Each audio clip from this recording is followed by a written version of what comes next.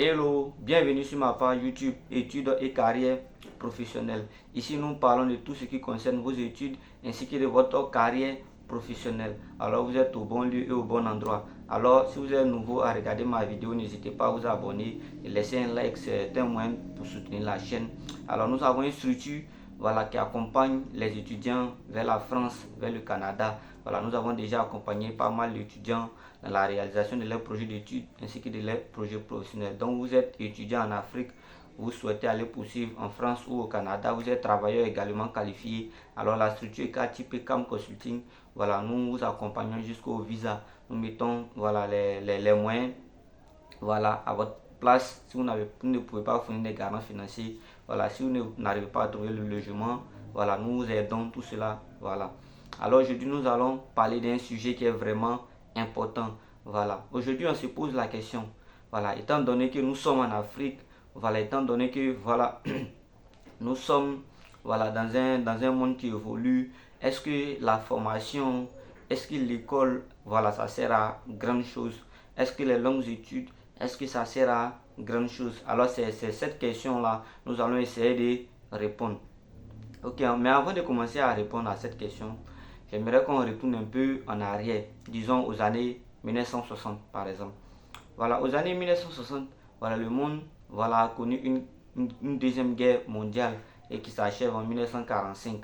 Et de 1945 à 1960, chaque pays est conscient que d'un développement. Mais regardez la Chine par exemple. J'aimerais attirer votre attention sur la Chine. Aux années de 1960, la Chine n'était pas un pays avec une puissance économique vraiment très solide, très stable par rapport à aujourd'hui.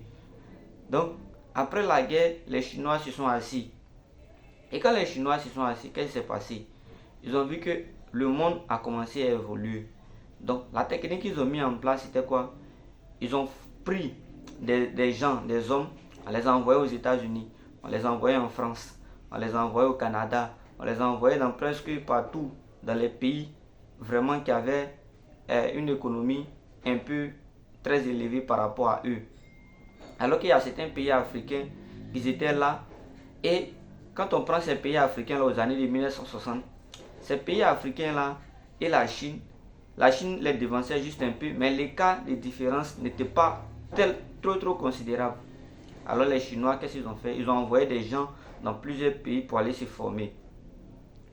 Et en ce moment, l'Afrique a connu son indépendance. La majorité des pays africains ont connu leur indépendance.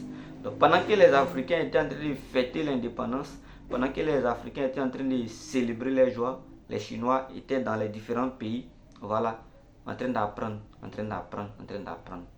Donc quand ils étaient là en train d'apprendre, quelques années plus tard, ils reviennent.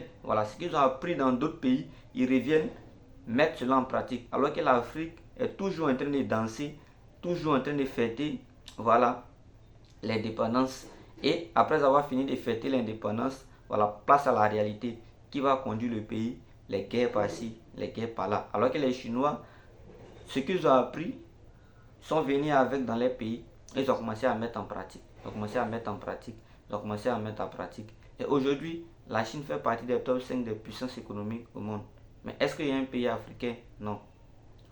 Pour dire quoi? Nous les Africains, notre propre ennemi, ce n'est pas les Blancs. Notre propre ennemi, c'est nous-mêmes. L'ennemi de l'Africain, c'est l'Africain lui-même. Donc, on refuse de se former. Ça, c'est un premier point. On refuse de se former. Si vous refusez de vous former, vous n'allez pas accomplir de grandes choses. Parce que la majorité des choses, s'apprennent. Et quand vous ne voulez rien apprendre, vous n'allez pas accomplir aussi de grandes choses. Aujourd'hui, les Chinois peuvent fabriquer eux-mêmes leur propre téléphone. Mais ça, l'Afrique ne peut pas. Parce que tout ce qui permet de fabriquer le téléphone vient du Congo. Mais il y a combien de personnes au Congo qui sont formées, qui peuvent s'asseoir tout à l'heure, fabriquer eux-mêmes leur propre téléphone? Donc vous voyez, il y a là la question de mentalité. Donc vous voyez, c'est bon d'entreprendre. Je crois que même on doit enseigner l'entrepreneuriat dans nos écoles. Mais laissez-moi vous dire, une personne qui a été formée, une personne qui allait à l'école, si un joueur décide d'entreprendre, je vous assure que cette personne-là peut réussir facilement qu'une personne qui n'est pas allée à l'école. J'explique. disons qu'on a deux personnes, voilà, une personne A et une personne B, qui décident un jour d'entreprendre. Et la personne A à un niveau au moins un master 2, un master 2.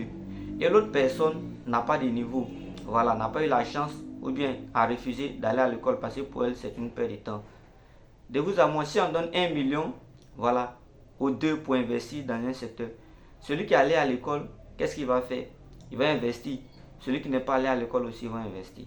Mais regardez par exemple, un secteur d'activité, je vous donne un secteur d'activité qui est très prometteur en Afrique, le secteur des savons, la fabrication des savons. Donc si les deux se décident d'acheter les produits, voilà, d'acheter les savons en gros et de vendre, vous allez voir que celui qui n'est pas allé à l'école, il va acheter en gros, il va les vendre. Celui qui aussi allé à l'école, il va acheter en gros, il va les vendre. Mais il peut arriver un jour par exemple, où là où vous achetez en gros, le prix augmente. Et par exemple, il peut arriver que eux n'ont plus les moyens pour pouvoir vous produire du savon. Mais celui qui est allé à l'école, lui va s'asseoir, il va réfléchir. Parce que quand vous êtes allé à l'école, vous avez eu à confronter votre cerveau aux exercices. Vous avez eu à résoudre plusieurs problèmes. Donc vous êtes confronté maintenant à un problème. Qu'est-ce qu'il faut faire? Mais vu que je suis allé à l'école, au lieu de toujours dépendre d'une même personne qui va me produire du savon et aller vendre, comme je suis allé à l'école, et si moi-même je fabrique mon propre savon et le commercialiser. Alors que celui qui n'est pas allé à l'école, lui il est bloqué. Parce qu'il n'a pas cette idée-là de dire non, je vais me lancer, je vais commencer à fabriquer. Peut-être ce qu'il peut faire, il va trouver des gens pour fabriquer pour lui. Voilà, il va trouver des gens pour fabriquer pour lui. Et les gens vont venir dire que non, il va trouver des gens qui sont allés à l'école pour travailler pour lui. Mais ce que vous ignorez parfois, ce que plusieurs personnes ignorent parfois, est que même quand vous entreprenez, quand les gens savent que vous avez un bon bagage intellectuel, que vous avez un niveau intellectuel élevé, ils n'essaient même pas de vous amadouer. Voilà. Ils savent que lui là, il est allé à l'école, il sait réfléchir. Voilà. C'est pas quelqu'un qu'on peut endormir facilement. Voilà. Pourquoi vous ne demandez pas aujourd'hui qu'il y a certains milliardaires, il y a certains riches, mais qui vont toujours dans les écoles encore pour apprendre? Parce que les gens n'ont aucune idée que quand vous faites un business, quand les gens savent que vous savez de quoi vous parlez, vous maîtrisez votre domaine dans lequel vous avez investi. Non, les gens ne peuvent pas vous amadouer. Hein. Voilà, parce qu'ils sont face à quelqu'un qui réfléchit. Voilà, quand il y a une situation, il réfléchit, ne prend pas tout à la légère. Et ça, le meilleur moyen pour être mis à l'épreuve, pour pouvoir vous enseigner cela, c'est l'école. Donc, n'abandonnez pas vos études pour rien au monde. Il peut arriver qu'il y ait un problème d'orientation, c'est tout à fait normal. Voilà, c'est pourquoi cette chaîne a été créée pour vous aider dans votre orientation. Voilà. Mais un étudiant ou un élève ou un travailleur, voilà, peut aussi entreprendre. Mais le conseil que je vous donne avant d'entreprendre, il faut bien réfléchir. Ne croyez pas à ces gens-là, voilà, sur YouTube, qui vous disent non, voilà, voici un business qui vous rapporte 100 000 francs par heure. Laissez-moi vous dire, si un business qui rapporte 100 000 francs par heure, cette personne n'allait pas venir faire des vidéos sur YouTube. Voilà, parce que YouTube, pour avoir des abonnés, c'est très compliqué. Donc parfois, il faut dire des choses. Voilà, il faut donner des titres pour pouvoir attirer une masse de personnes. C'est pourquoi parfois, vous avez des vidéos et des titres, mais qui ne concordent pas. Parce que le but de ces gens-là, c'est d'avoir un nom.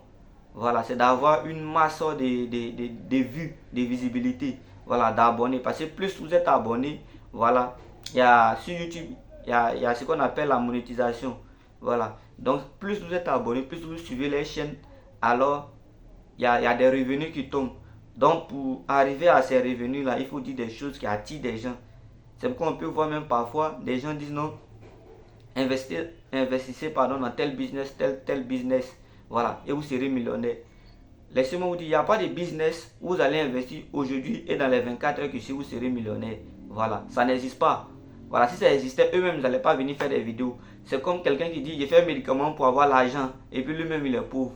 Donc, vous voyez, avant d'investir votre argent dans un business, prenez la peine de réfléchir. Oui, mieux vaut réfléchir que pleurer plus tard. Parce que les gens, c'est après les conséquences que les gens essaient de réfléchir. Ah, si je savais, je n'ai pas à mettre mon argent.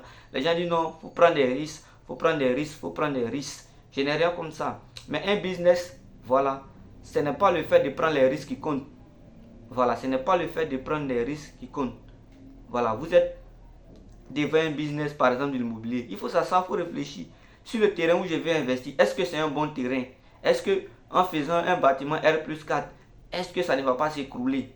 Voilà, c'est pas parce qu'il faut prendre des risques que je sais que quand même, si je fais un bâtiment R+4, ça va s'écrouler et je vais prendre les risques pour faire quand même. Non, ça c'est d'être inconscient. Donc vous comprenez. Donc avant d'investir dans un business, il faut bien réfléchir. Voilà, qu'est-ce que ce business-là peut me rapporter? Et la majorité des temps, vous devez comprendre que un business c'est comme une plante. Voilà, vous semez. Et quand vous semez, vous allez germer. Et vous allez arroser.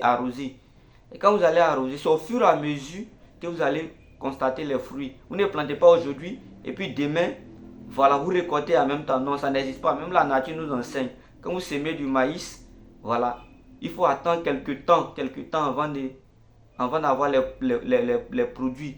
Mais vous ne pouvez pas faire un business aujourd'hui, en même temps demain devenir millionnaire. Non, l'argent facile, ça n'existe pas. Voilà, c'est pourquoi il faut avoir un esprit ouvert. Il faut être bien formé. Voilà, l'investissement, ça ne fuit pas. Voilà, j'ai toujours pour habitude de dire, si vous refusez de vous former aujourd'hui, le temps que vous allez prendre pour gagner de l'argent demain, vous allez prendre ce temps-là pour apprendre. Donc mieux vaut apprendre aujourd'hui. Voilà, les business ne vont pas fuir. Voilà, formez-vous. Voilà, ce qui manque à la jeunesse africaine, c'est la formation. C'est le manque de vision, c'est le manque d'ambition. On s'est dit, comme on est issu de l'Afrique, on est d'une famille pauvre, une famille ceci, une famille cela, on ne peut pas relever de grands défis. Non. Voilà, aujourd'hui, le continent même où on peut réussir facilement, c'est l'Afrique. Quand vous regardez en Europe, en France, au niveau, par exemple, du climat, ils ont des problèmes. Alors que nous, par exemple, en Côte d'Ivoire, on a un bon climat. Voilà, donc, en Côte d'Ivoire, par exemple, c'est un pays vraiment qui est béni où vous pouvez réussir dans tous les secteurs. Donc, ne croyez pas aux gens qui vont venir vous dire non, investissez dans tel secteur, vous allez plus réussir. Non, tout le monde n'est pas fait pour réussir forcément dans un secteur particulier. Voilà, c'est de trouver un secteur là où vous savez, quand vous allez investir, ça va vous apporter quelque chose. Donc, c'était un peu ça mon conseil. Merci. Abonnez-vous pour ne pas manquer à l'une de mes vidéos. Je vous donne les conseils sur les investissements et comment aussi, voilà, trouver des bourses d'études pour ceux qui sont étudiants. Voilà, laissez des likes, partagez, laissez des suggestions en commentaire. Voilà, critiquez. Voilà, parce que si on ne critique pas, on ne peut pas avancer. Voilà, donc laissez des commentaires, laissez des suggestions pour que la chaîne puisse s'améliorer. Donc pour tous ceux qui sont étudiants, nous vous accompagnons également sur Campus France. Voilà, nous accompagnons aussi au Canada jusqu'à l'obtention de votre visa. Alors merci. Voilà, activez aussi la cloche de notification pour ne pas manquer à l'une de mes vidéos.